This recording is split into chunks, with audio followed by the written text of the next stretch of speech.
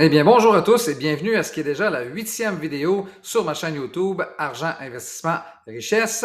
Eh bien oui, me voilà enfin de retour après un long périple d'environ un mois où ce que mon épouse et moi, nous avons fait une croisière transpacifique à partir de l'Australie pour faire ensuite la Nouvelle-Zélande, les îles polynésiennes françaises, Hawaï et enfin Vancouver. Donc, je peux vous dire quand même que je me suis fait un petit peu chicaner dernièrement par elle, justement, parce qu'elle me dit, Marc, tu dis des niaiseries à journée longue et pourtant sur ta chaîne YouTube, tu es sérieux comme un pape.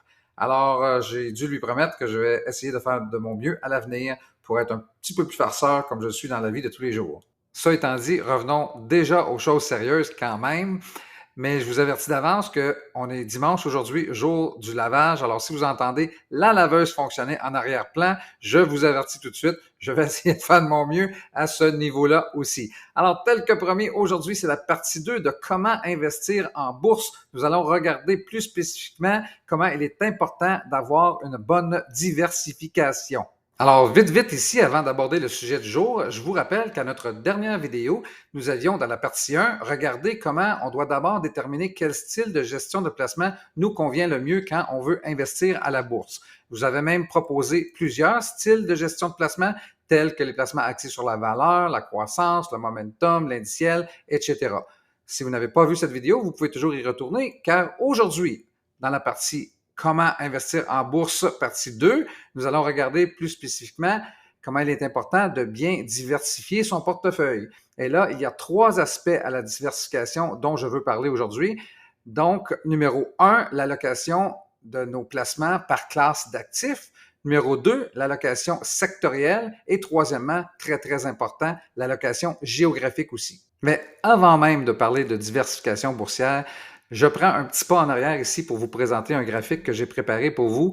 C'est un concept très important, celui de la valeur nette. Alors, dans des vidéos futures, je vais vous expliquer comment on la calcule. C'est simplement dit, on prend notre actif et on soustrait notre passif et on en arrive à notre valeur nette. Et pourquoi c'est très important de la connaître? C'est parce que ça va nous permettre de choisir quel pourcentage de cette valeur nette-là on attribue à chacune de nos catégories d'actifs. On ne va pas tout mettre dans notre portefeuille boursier, justement. On a besoin de l'argent pour d'autres catégories de notre vie. Alors, on va vous montrer comment faire ça et vous allez probablement même me trouver fatigant. À ce niveau-là, je veux absolument que vous puissiez calculer votre valeur nette dans des vidéos futures. Alors ici, j'ai pris l'exemple en assumant qu'on a un individu qui a une valeur nette, disons, de 1 million de dollars. Si c'est moins, vous soustrayez, divisez, et si c'est plus, vous multipliez par le facteur approprié, 5 ou 10, peu importe. Alors ici, on voit qu'on doit garder de l'argent, par exemple, dans notre valeur nette. Si vous avez une maison de 500 000 sur laquelle vous avez une hypothèque encore de 300 000 alors vous avez 200 000 qui est payé. Vous avez une valeur nette attribuable à votre maison de 200 000 C'est la même chose pour chacune des catégories. Peut-être que vous avez des voitures payées ou d'autres qui sont sur des locations. Vous avez peut-être une collection de vins, de tableaux. Vous voulez avoir de l'argent aussi dans vos comptes bancaires. Vous avez peut-être une entreprise personnelle qui a une certaine valeur. Alors, on voit ici, là, j'ai mis des pourcentages fictifs. On veut garder, si ça c'est 1 million de dollars, on veut garder 50 000 dans des comptes de banque, 5 On a peut-être des collections à 5 on a peut-être 150 000 dans une entreprise personnelle, donc 15 du million, et ainsi de suite. Une fois qu'on a établi comment on veut investir à la bourse, parce que c'est notre argent excédentaire, et soit dit en passant, plus notre valeur nette est élevée, plus vous allez pouvoir attribuer une grande partie de cet argent-là au placement boursier, parce qu'on a toujours besoin, comme vous savez, d'un certain minimum dans la vie. Alors, on n'a pas le choix à un moment donné, si la valeur nette est basse, de sacrifier certains placements pour être capable de vivre, comme on dit, se payer une maison, se payer des voitures, se payer un peu de luxe, des voyages, etc. Valeur nette très importante. Oui, Bill Gates a déjà dit que vous n'êtes pas vraiment riche si vous êtes capable de calculer votre valeur nette. C'est parce que oui, lui, il a trop d'argent, il n'est pas capable de la compter à mesure qu'elle fructifie. Mais pour nous, comme un des mortels, on est capable de savoir quelle est notre valeur nette et nous allons ensemble les calculer dans des vidéos futures.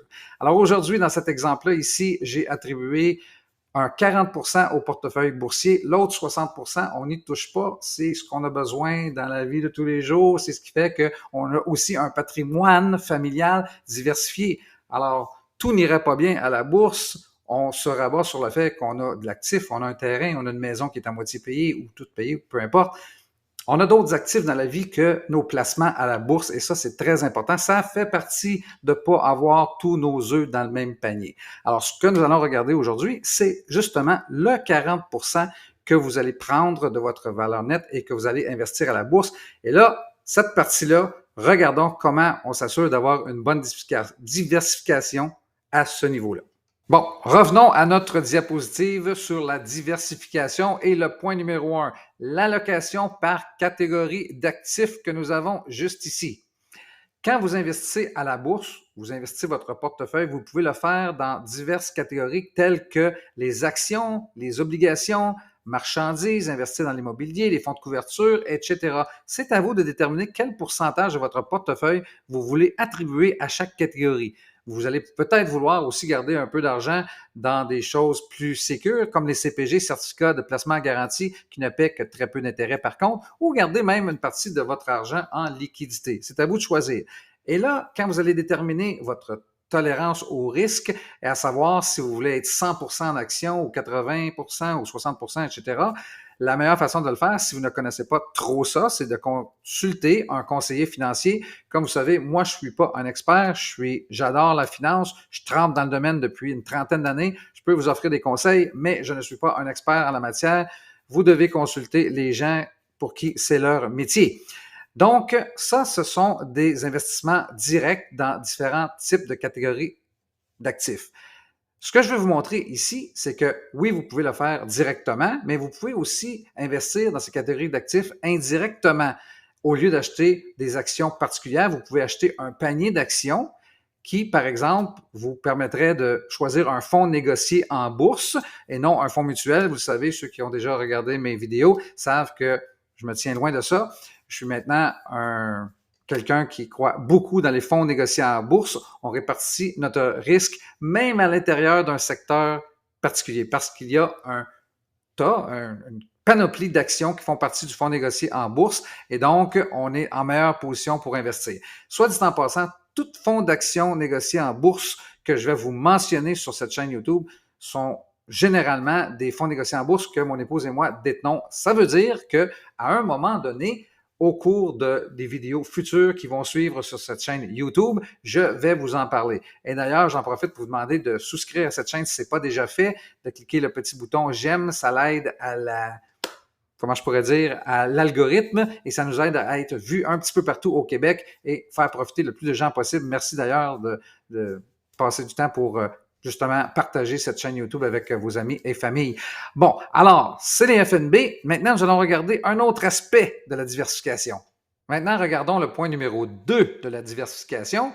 Une fois que vous aurez choisi les catégories d'actifs dans lesquelles vous voulez investir, vous allez pouvoir regarder vos allocations sectorielles. Et là, j'ai pour vous ici une autre diapositive où on voit que il y a en fait 11 secteurs, si on parle de la Bourse de Toronto, certains diront même 12, 12 secteurs généraux qui, par exemple, sont le domaine des banques et des financières, des biens de consommation, information et technologie, matière, énergie. La raison que je vous parle de ça, c'est que si, pour vous spécifiquement, vous croyez plus à l'immobilier, par exemple, ou dans les services publics, vous allez pouvoir, par exemple, vous choisir un fonds négocié en bourse qui investit dans des entreprises œuvrant dans ce domaine. Alors, vous allez pouvoir plus cibler vos investissements par secteur. Sinon, si vous préférez tout simplement suivre l'index de la bourse, vous allez pouvoir reproduire l'index tout simplement en investissant dans un fonds négocié en bourse qui va reproduire les pourcentages de chacun de ces secteurs. Et là, je vais vous montrer un exemple ici très important pour bien comprendre, là.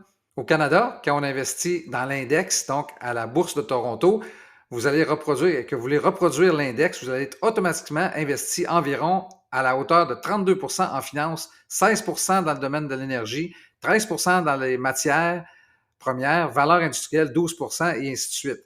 Alors ici, j'ai pris l'exemple de iShares, le XIC, qui est un produit fonds négocié en bourse offert par BlackRock. Et vous voyez que si vous décidez d'acheter ce fonds négocié en bourse particulier, ce sont les pourcentages que vous allez avoir dans chacun des secteurs. Là, on parle du sectoriel. Si pour vous, être investi 33% en finance, c'est beaucoup trop et que vous préférez choisir vos secteurs, alors vous allez pouvoir aller dans un fonds négocié en bourse qui est strictement concentré sur, par exemple, l'immobilier. Vous voyez, si on regarde ici, là, La capitalisation boursière au Canada de l'immobilier, quand on investit dans l'index, vous n'avez pour seulement 1,82 %. Peut-être, c'est ce que vous voulez, mais peut-être pas non plus. Je peux aussi utiliser à titre d'exemple ici un fonds négocié en bourse de Hamilton ETFs. Alors, on parle de REITs, ce sont des Real Estate Investment Trusts, OK? Airmax, 13 sous,8 de distribution par mois. Et là, si je descends, vous allez voir la composition. Géographiquement parlant, on parle de 50 % au Canada, 50 % aux États-Unis. Ce sont les 20 plus grandes capitalisations boursières dans le domaine de l'immobilier, tant au Canada qu'aux États-Unis, et vous voyez qu'elles ont tous une proportion d'environ 5 %. Alors, 20 fois 5 pour faire le 100 %, vous êtes entièrement investi dans l'immobilier si vous choisissez, par exemple, ce fonds négocié en bourse. D'ailleurs, je vais en parler dans d'autres vidéos futures parce que mon épouse et moi, on le détient justement, ce fonds négocié en bourse particulier. Voyons enfin le troisième point de notre diversification, c'est-à-dire l'allocation géographique. Alors nous, comme Canadiens ici, on doit se demander quel pourcentage de notre portefeuille nous allons investir dans des actions canadiennes, quel pourcentage sera investi dans des actions américaines et quel pourcentage sera dédié à l'international. Avant de regarder tout ça, je vous présente ici un petit tableau de statistiques pour le Canada. Vous voyez, sur la bourse de Toronto, on parle de plus de 2700 entreprises qui sont cotées en bourse avec une capitalisation boursière combinée d'environ 4230 milliards de dollars canadiens. Ça représente un pourcentage des marchés financiers mondiaux de seulement 3 %. Alors, toute tranche de plus de 3 % que vous investissez au Canada fait en sorte que vous êtes, entre guillemets, surinvesti au Canada. Mais c'est le pays dans lequel nous vivons. Il y a des avantages fiscaux à investir dans des actions canadiennes, dividendes, etc. Alors, on doit tout considérer ça. Comme comparatif, on peut regarder ici, vous voyez, les États-Unis représentent 48 % du pourcentage des marchés financiers mondiaux au total. C'est énorme. Mais quand même, vous voyez ici que la Bourse de Toronto est la 9e place boursière au monde en importance en matière de capitalisation boursière, ce qui n'est pas rien. Alors, je reviens ici à mon petit tableau, ce qui fait en sorte que pour mon épouse et moi, nous investissons personnellement 30 % dans notre portefeuille boursier dans des actions canadiennes, 30 % dans des actions américaines. Je dois garder une équité, là. Je me sens mieux d'être au moins égal avec les États-Unis, 30-30. Et à l'international, c'est 20 %. Vous allez vous demander auquel endroit est investi l'autre 20 %. Mais pour l'instant, c'est un secret. Je vais vous dévoiler ça dans la prochaine vidéo. En fait, dans la prochaine vidéo, ça sera une surprise. Ça va être le dévoilement de notre portefeuille. Mais malgré l'attente interminable que vous allez devoir subir en attendant le dévoilement de notre portefeuille, j'espère quand même que vous allez pouvoir dormir sur vos deux oreilles, que vous allez profiter de la vie et que vous allez nous revenir pour une prochaine vidéo. N'oubliez pas de prendre soin de ceux qui vous entourent. Pour l'instant, je suis Marc Aubin. Bonjour et bonsoir et à la prochaine.